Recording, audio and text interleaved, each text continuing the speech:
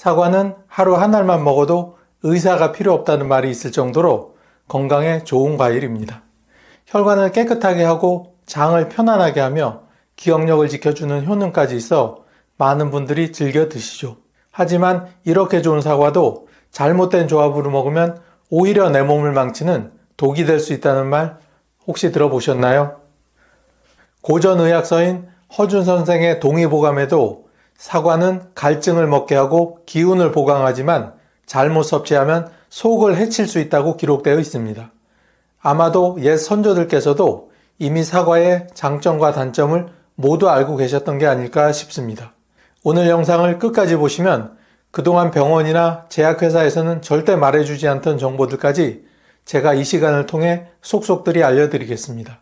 특히 사과 드실 때 대부분의 분들이 쓰레기통으로 그냥 버려버리는 사과 속 이곳이 우리가 그동안 몰랐던 아주 유용한 성분들이 농축되어 풍부하게 들어있다고 하니 오늘 영상 꼭 끝까지 시청해 주세요.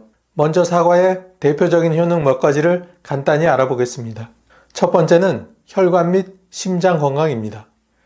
여러분, 혈관과 심장은 우리의 평생 건강을 좌우하는 핵심 기관 중에 하나입니다. 건강검진에서 혈관이 딱딱해졌다거나 콜레스테롤 수치가 높다는 이야기를 들으면 걱정하시는 분들이 참 많으신데요. 사실 혈관이 굳고 좁아지면 피가 원활하게 흐르지 못해 심장마비나 뇌졸중 같은 큰 사고로 이어질 수 있어 특별히 신경 쓰셔야 합니다. 그런데 이럴 때 사과를 드시면 큰 도움이 됩니다.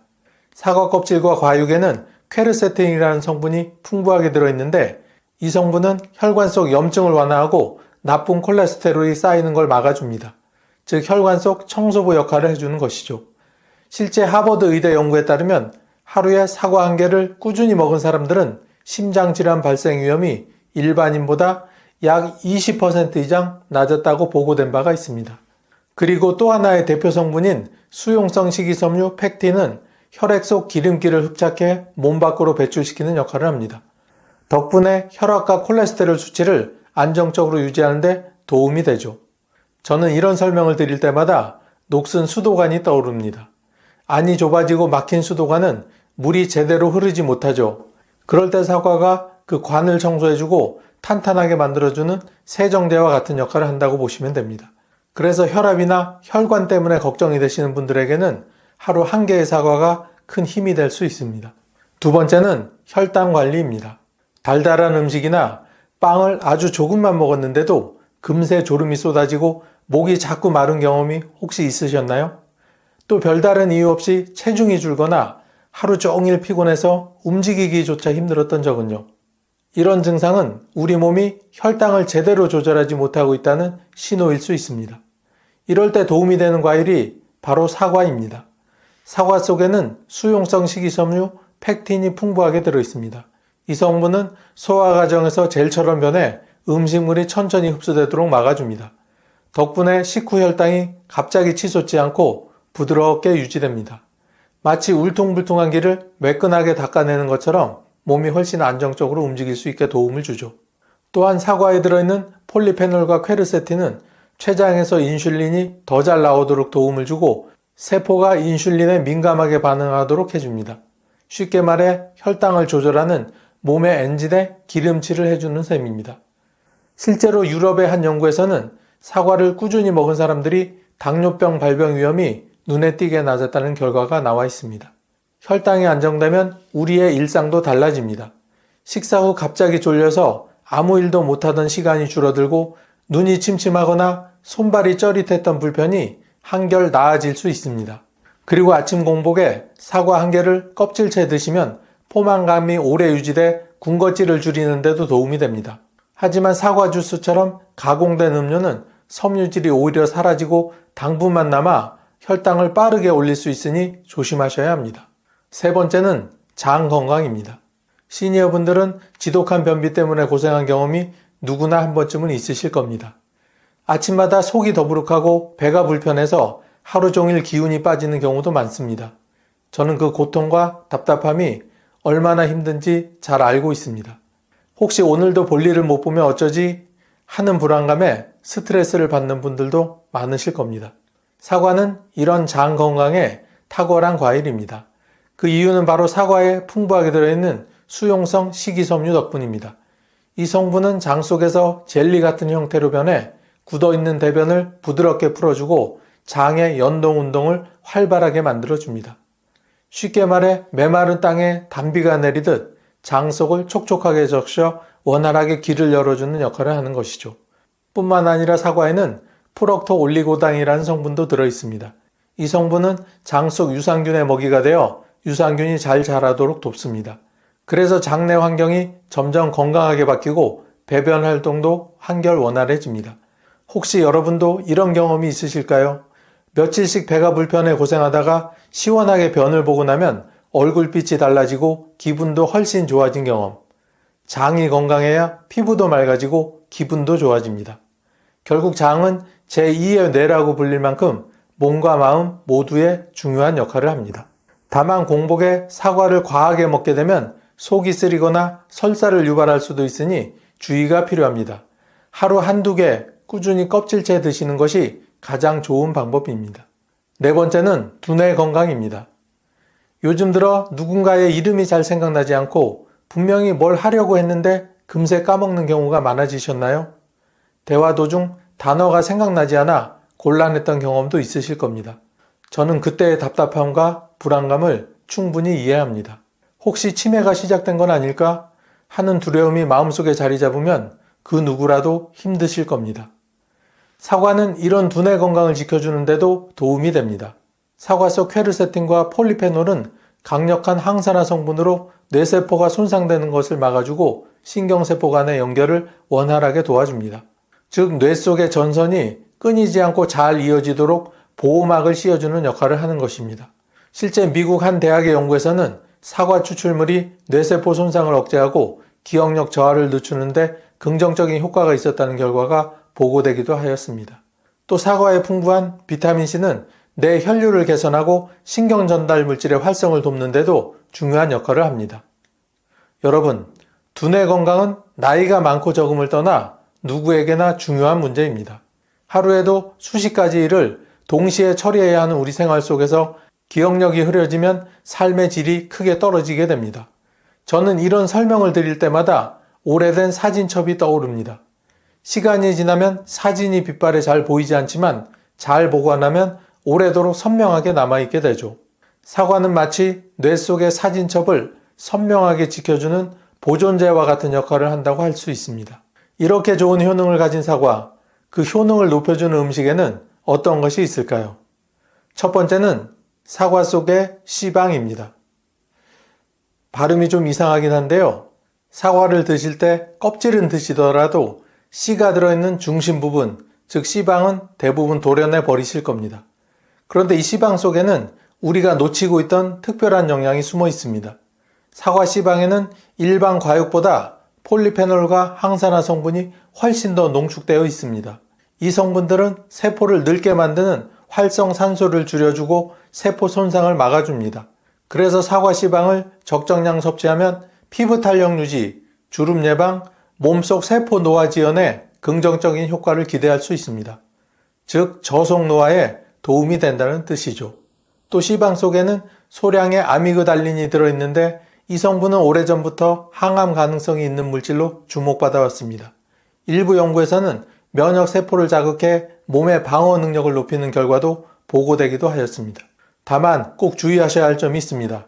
씨앗에는 청산 배당체가 들어있어 과량 섭취 시 독성이 될 수 있습니다.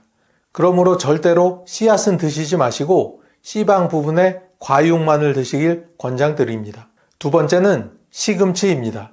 우리는 살다 보면 이유 없이 피곤이 쌓이고 얼굴빛이 칙칙해질 때가 있습니다. 아침에 일어나도 개운하지 않고 작은 일에도 쉽게 지치시는 분들 종종 있으실 겁니다.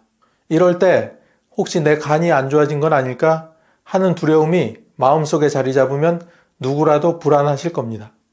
하지만 사과와 시금치를 같이 먹으면 이런 걱정을 크게 덜어낼 수 있습니다. 사과의 팩틴은 몸속 노폐물과 독소를 흡착해 몸 밖으로 배출해주고 시금치의 베타카로틴, 엽산, 철분은 간 세포를 회복시키고 해독 능력을 강화하는 데 큰 도움을 주기 때문입니다. 실제로 미국 영양학회의 연구에 따르면 사과와 시금치를 같이 먹은 그룹에서 간 효소 수치가 크게 개선된 결과가 나왔습니다. 즉 사과가 독소를 끌어내면 시금치가 간에 새 힘을 불어넣어주는 완벽한 파트너가 된다는 것이죠. 드시는 방법은 간단합니다. 사과와 시금치를 함께 갈아 만든 녹즙은 맛도 부드럽고 해독 효과도 뛰어납니다. 꾸준히 드시면 얼굴빛이 한결 환해지고 몸이 가벼워졌다는 변화를 직접 체감하실 수 있습니다. 다만 주의할 점도 있습니다. 시금치 속에는 수산 성분이 많이 있어 과하게 먹게 되면 신장 결석의 위험이 있습니다. 따라서 하루 한 줌 정도 사과 한 개와 함께 갈아서 주스로 드시면 가장 안전하고 효과적입니다. 세 번째는 호두입니다.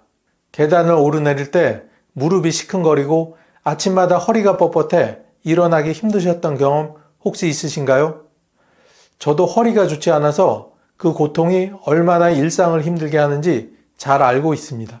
이럴 때 도움이 되는 조합이 바로 사과와 호두입니다. 사과에는 뼈 형성을 돕는 비타민C와 미네랄이 풍부하고 호두에는 오메가3 지방산과 마그네슘이 들어있어 뼈와 관절을 튼튼하게 하고 염증을 완화하는 역할을 합니다. 스페인에서 진행된 연구에 따르면 견과류를 자주 먹은 사람들은 골밀도가 높고 골절 위험이 낮았다고 합니다. 여기에 사과까지 곁들이면 뼈의 기초 체력을 강화하는 데 훨씬 효과적입니다. 간단히 사과를 얇게 썰어 호두와 함께 간식으로 드시면 됩니다. 달콤한 사과와 고소한 호두가 어우러져 맛도 좋고 영양 균형도 맞습니다. 특히 아침에 이 조합을 드시면 하루 종일 관절이 가볍게 움직이는 걸 느끼실 수 있습니다. 이것 역시 주의할 점이 있습니다. 호두는 열량이 높기 때문에 한 번에 많이 드시면 체중이 늘 수 있습니다. 하루에 한 줌 정도가 적당하며 사과와 곁들이면 부족한 칼슘 흡수도 보완되고 뼈 건강을 더욱 확실하게 지켜줍니다.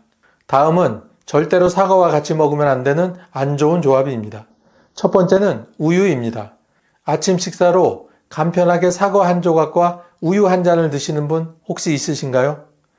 겉보기에는 참 건강해 보이는 조합이지만 이 두 가지를 동시에 섭취하면 속이 크게 불편해질 수 있습니다. 그 이유는 사과에 풍부한 유기산 때문입니다. 사과의 신맛을 내는 이 유기산이 우유 속 단백질과 만나게 되면 위장에서 쉽게 분해되지 않고 덩어리진 형태로 굳어버리게 됩니다. 이렇게 뭉친 덩어리는 위와 장에서 소화가 잘 되지 않아 위산 분비를 더욱 자극하게 되고 결과적으로 속이 더부룩하거나 심한 경우에는 메스꺼움과 구토를 유발하기도 합니다. 특히 위장이 약하거나 평소 소화력이 떨어진 분들은 이 조합을 먹은 뒤 갑작스러운 설사, 복통, 탈수 증상을 겪을 가능성이 큽니다. 아침마다 건강을 챙긴다는 생각으로 사과와 우유를 함께 드시던 분들이 오히려 병원 응급실에 실려가는 사례가 보고된 적도 종종 있습니다. 이런 사례를 접하면 좋은 음식도 조합이 잘못되면 오히려 독이 될 수 있구나 하는 걸 절실히 느끼게 됩니다. 우유와 사과의 조합은 단순히 소화불량에 그치지 않습니다. 장이 예민하신 분들은 잦은 설사로 인해 전해질 불균형이 생기고 심하면 탈수로 입원까지 해야 하는 경우도 있습니다. 심지어 혈압이 떨어지거나 심장이 불규칙하게 뛰는 부정맥 증상이 나타날 수도 있어 순간적으로 의식을 잃고 쓰러질 수도 있습니다. 그렇다면 어떻게 해야 할까요? 사과와 우유는 동시에 먹지 말고 최소한 1시간 정도의 간격을 두는 것이 좋습니다. 또 우유 대신에 무가당 요거트를 곁들여 드시면 훨씬 더 안전하고 도움이 됩니다. 두 번째는 고구마입니다. 고구마는 건강식품으로 널리 알려져 있습니다. 섬유질이 풍부하고 포만감을 주기 때문에 다이어트 간식으로 또 변비 해소를 위해 즐겨 드시는 분들이 정말 많으실 겁니다. 하지만 사과와 같이 먹으면 오히려 우리 몸, 특히 신장에 큰 부담을 줄 수가 있습니다. 그 이유는 칼륨 과다 때문입니다. 고구마는 칼륨이 매우 풍부하게 들어있는 식품입니다. 고구마 100g에는 칼륨이 약 300mg 이상 들어있습니다. 사과 역시 생각보다 많은 칼륨이 들어있어서 중간 크기의 사과 한 개에는 약 200mg 이상의 칼륨이 들어있습니다. 평소에 칼륨은 나트륨을 배출해 혈압을 낮추는 좋은 역할을 하지만 문제는 신장이 약한 분들에게서 발생합니다. 신장은 몸속 노폐물을 걸러내고 수분과 전해질 균형을 유지하는 역할을 합니다. 그런데 신장 기능이 떨어진 분들이 사과와 고구마를 함께 먹으면 칼륨을 배출하지 못하게 돼 혈중 칼륨 농도가 급격히 높아집니다. 이를 고칼륨 혈증이라고 부르는데 매우 위험한 상태가 되기도 합니다. 고칼륨 혈증이 되면 심장이 불규칙하게 뛰기 시작합니다. 처음에는 두근거림이나 가슴 답답함으로 나타나지만 점점 심해지면 심장이 멎을 수도 있습니다. 실제로 신장질환 환자들이 과일과 채소를 잘못 섭취해 급성 심장정지로 응급실에 실려가는 경우가 적지 않게 있습니다. 또한 신장이 약하면 몸속에 수분이 빠져나가지 못해 쉽게 붓습니다. 발목이 퉁퉁 붓고 아침에 일어나면 눈두덩이가 퉁퉁 붓는 경험을 하신 분들도 많이 있으실 겁니다. 이때 사과와 고구마를 함께 먹으면 오히려 신장에 부담을 주어 이런 증상이 심해질 수 있습니다. 그렇다면 어떻게 해야 할까요? 신장 기능이 정상인 분들도 사과와 고구마를 한 번에 많이 드시는 것은 피하는 게 좋습니다. 그리고 신장이 이미 약해지신 분들은 절대로 이 두 가지를 같이 드시지 마시기 바랍니다. 세 번째는 알코올입니다. 술안주로 사과를 곁들이거나 사과주, 과일주를 담가 드시는 분들이 많으실 겁니다. 하지만 사과와 알코올의 조합은 간과 혈당에 치명적인 결과를 가져올 수 있습니다. 사과에는 천연과당과 포도당이 풍부하게 들어있는데 평소에는 이 당분이 에너지원으로 쓰이지만 알코올과 함께 들어오면 상황이 달라지게 됩니다. 알코올이 간에서 해독되는 과정에 당분이 함께 대사되면서 혈당이 오히려 급격히 치솟게 되는 거죠. 이 과정은 혈당 조절 능력이 떨어진 분들에게 특히 위험합니다. 순간적으로 혈당이 폭발적으로 상승해 심장이 과부하가 걸리고 뇌혈관이 터지는 사고로 이어질 수도 있기 때문이죠. 실제로 술안주로 사과를 자주 드시는 분들이 돌연사로 쓰러질 확률이 높다는 보고도 있습니다. 게다가 알코올은 간에 큰 부담을 주는 독성 물질입니다. 여기에 사과에 과당까지 겹치게 되면 간세포가 더욱 혹사당하게 되는 거죠. 지속적으로 이런 습관이 반복되게 되면 지방간, 간염, 나아가 간경화로 이어질 수도 있습니다. 더욱 무서운 점은 알코올과 사과가 함께 들어갔을 때 나타나는 혈당 변동입니다. 혈당이 갑자기 올라가면 췌장이 과도하게 인슐린을 분비하게 됩니다. 이후 혈당이 급격히 떨어지게 되면 저혈당 쇼크가 올 수 있고 심한 경우 의식을 잃거나 심장이 멈추는 위험까지 있습니다. 실제로 해외의 한 의학 보고서에는 술과 함께 과당이 풍부한 과일을 섭취했을 때 간 수치와 혈당이 동시에 악화되어 응급실로 이송되는 사례가 늘고 있다고 기록되어 있습니다. 그렇다면 술자리에선 어떻게 해야 할까요? 술을 드실 때는 사과와 같은 단 과일은 피하고 오이나 토마토, 샐러리 같은 수분과 미네랄이 많은 채소류를 드시는 것이 훨씬 도움이 됩니다. 이렇게 하면 간 해독에도 도움이 되고 혈당 폭등의 위험도 줄일 수 있습니다. 혈당을 조절하고 치매를 예방하며 심혈관 건강까지 두루두루 챙길 수 있는 계피. 하지만 계피를 먹고 간이 망가지고 빈혈이 생기며 심하면 알레르기로 쇼크사할 수도 있다는 사실 혹시 들어보셨나요? 오늘 영상에서는 향신료로서의 계피보다는 약재로서의 계피의 효능과 부작용, 그리고 효능을 2배로 올려주는 찰떡궁합식품과 절대 같이 먹으면 안 되는 상극인 식품에 대하여 자세히 알아보도록 하겠습니다. 계피의 역사는 무려 4000년 전으로 거슬러 올라갑니다. 고대 이집트에서는 계피를 미라의 방부제로 사용했고 로마 시대에는 계피가 금보다 비싼 향신료였으며 중세 유럽에서는 계피가 전염병 치료제로 쓰이기도 하였습니다. 그런 계피에는 도대체 어떤 효능이 있기에 이렇게 귀한 대접을 받았던 걸까요? 우리가 흔히 계피라 부르는 것에는 사실 2가지 종류가 있답니다. 첫 번째는 중국, 인도네시아, 베트남 등에서 주로 생산되는 카시아 계피입니다. 카시아 계피는 짙은 젓갈색에 껍질이 두껍고 단단하며 그 맛은 강하고 매콤한 게 특징입니다. 그리고 2번째는 실론 계피라고 부르는 것으로 주로 스리랑카에서 생산되며 색깔은 밝은 갈색이고 껍질은 얇고 부드러우며 그 맛은 달콤하고 순한 편입니다. 지금 설명드린 이 둘 사이에는 중요한 차이가 하나 있는데요. 카시아 계피에는 쿠마린이라는 성분이 많이 들어있어서 과다 섭취 시 간에 무리를 줄 수 있습니다. 반면 실론 계피는 쿠마린 함량이 낮아서 좀 더 안전하게 드실 수 있는 게 특징입니다. 그럼 지금부터 계피에는 어떤 성분이 들어있는지 본격적으로 알아보도록 하겠습니다. 대표적인 계피의 성분은 바로 시나믹 알데히드입니다. 시나믹 알데히드는 계피 특유의 달콤한 향과 맛을 내는 성분인데요. 근데 이게 단순한 향신료에 그치지 않고 항염, 항균, 항산화 작용을 통해서 면역력 강화에 큰 도움을 줍니다. 나이가 들수록 면역력이 떨어지기 쉬운데 계피는 세균 감염을 막아주고 몸을 튼튼하게 만들어준다니 정말 좋겠죠?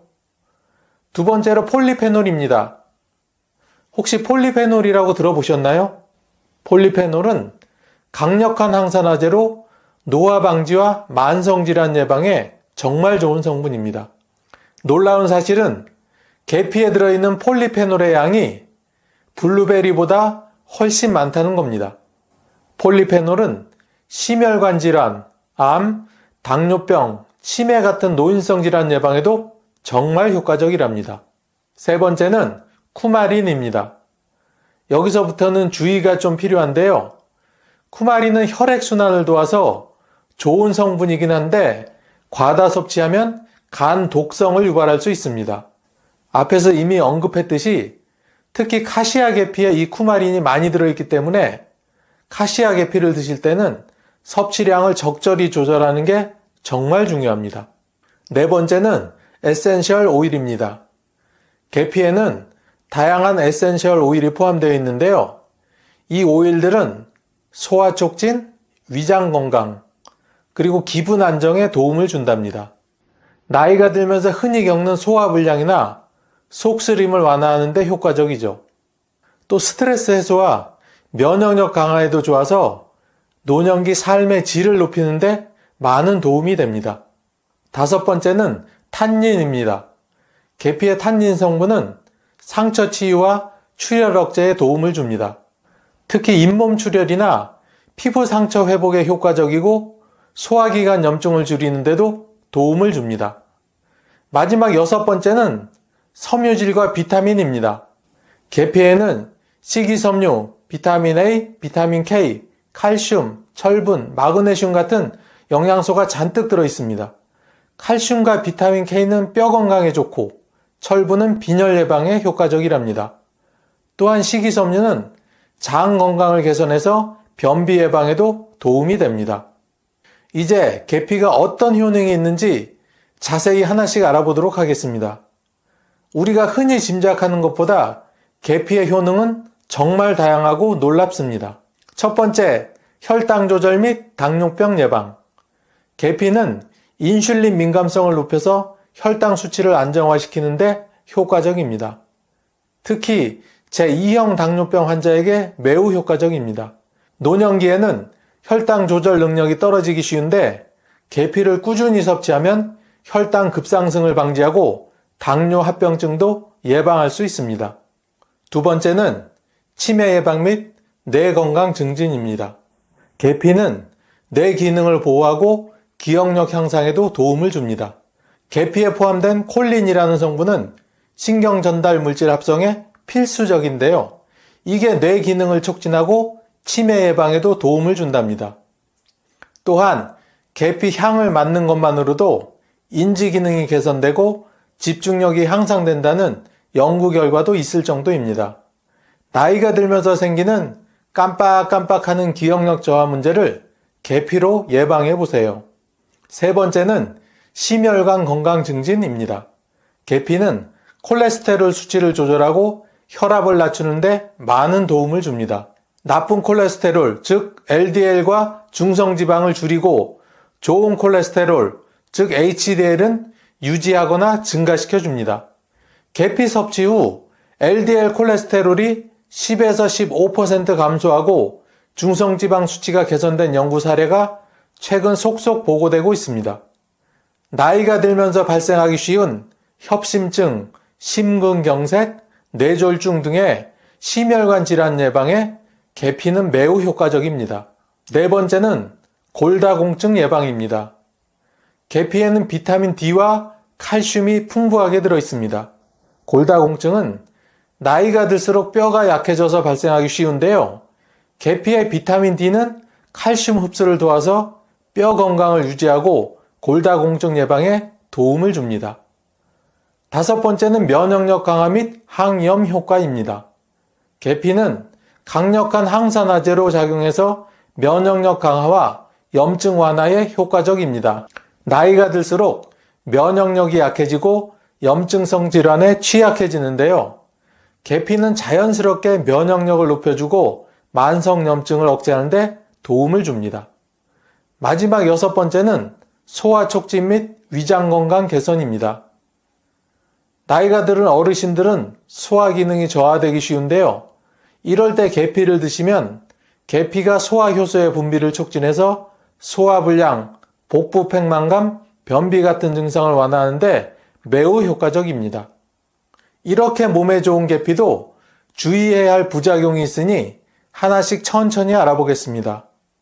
참, 아직까지 구독과 좋아요를 누르지 않은 분이 계시다면 한번 꾹 하고 누르시고 계속 영상을 시청해 주세요.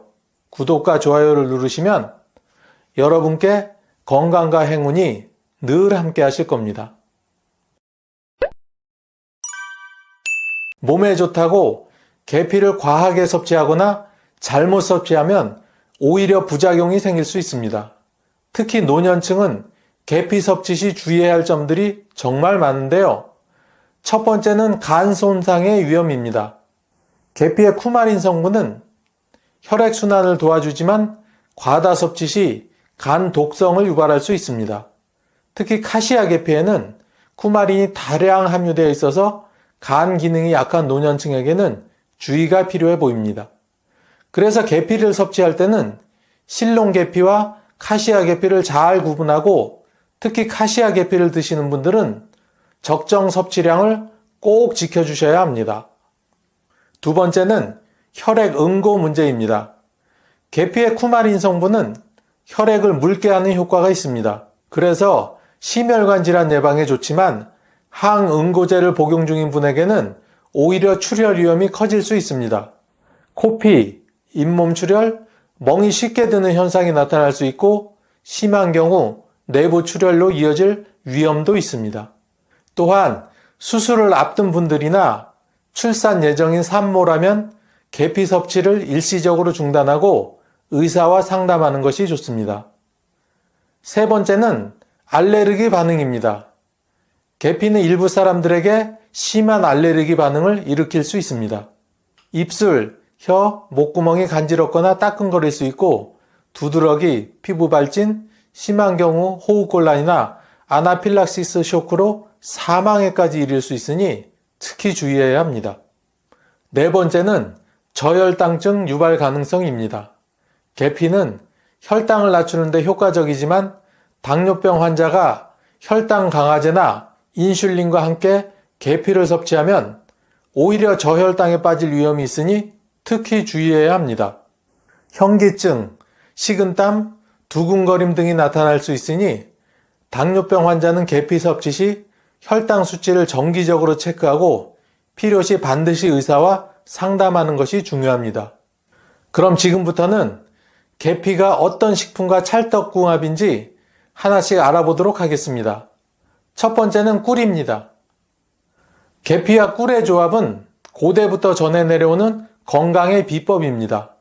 이 두 가지를 함께 먹으면 면역력 강화와 항산화 효과가 배로 증가합니다. 계피는 강력한 항산화제로 염증을 줄이고 면역 체계를 강화하는 데 도움을 줍니다.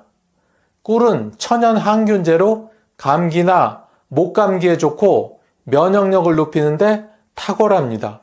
이 두 가지를 함께 섭취하면 세균 감염을 막고 몸의 자연 치유력을 높여줘서 감기 예방, 피로 회복, 소화 촉진에 큰 도움이 됩니다. 특히 환절기나 겨울철 면역력이 떨어지기 쉬운 시기에 계피 꿀차를 마시면 감기 걱정 없이 따뜻한 겨울을 보낼 수 있답니다. 따뜻한 물에 계피가루 2분의 1티스푼과 꿀 1스푼을 넣어 계피 꿀차로 마셔보세요. 토스트나 요거트 위에 계피와 꿀을 뿌려 먹어도 맛과 건강을 동시에 챙길 수 있습니다. 두 번째는 오트밀입니다. 계피와 오트밀의 조합은 혈당 조절과 포만감 유지에 정말 탁월합니다. 계피는 혈당을 안정화하고 인슐린 민감성을 높여 당뇨 예방에 좋고, 오트밀은 식이섬유가 풍부해서 소화를 돕고 혈당 수치를 천천히 올려줍니다.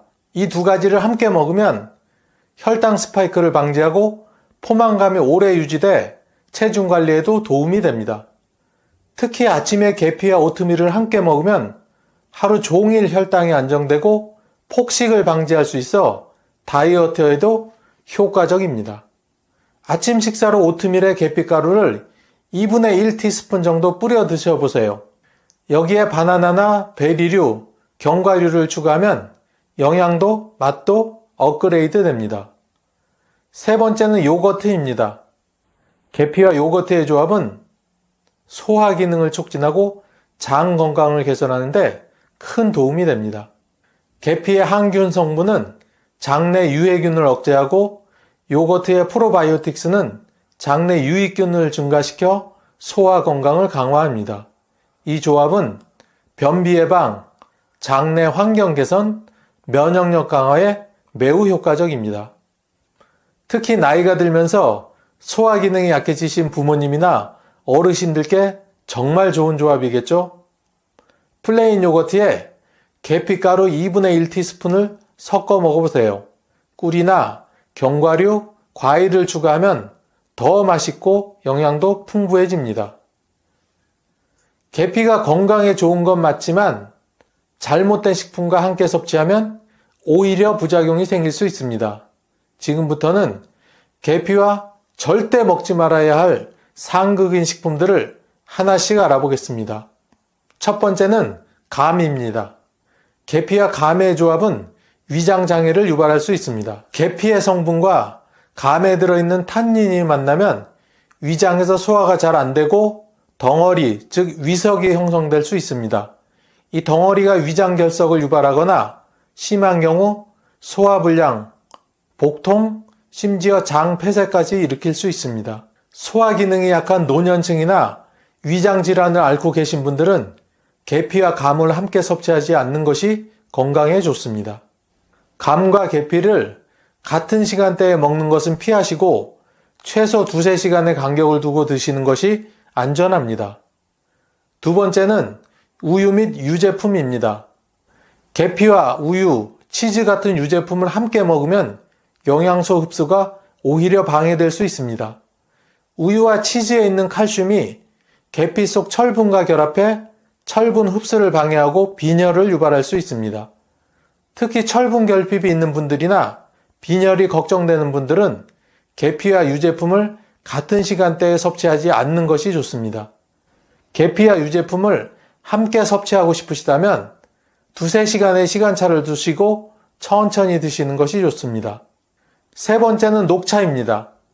계피와 녹차의 조합도 주의가 필요합니다. 녹차에 들어있는 카테킨과 탄닌 성분이 계피 속 철분과 결합해 철분 흡수를 크게 떨어뜨립니다. 이로 인해 빈혈이 생길 수 있고, 이미 빈혈이 있는 분들은 증상이 더 심해질 수 있습니다.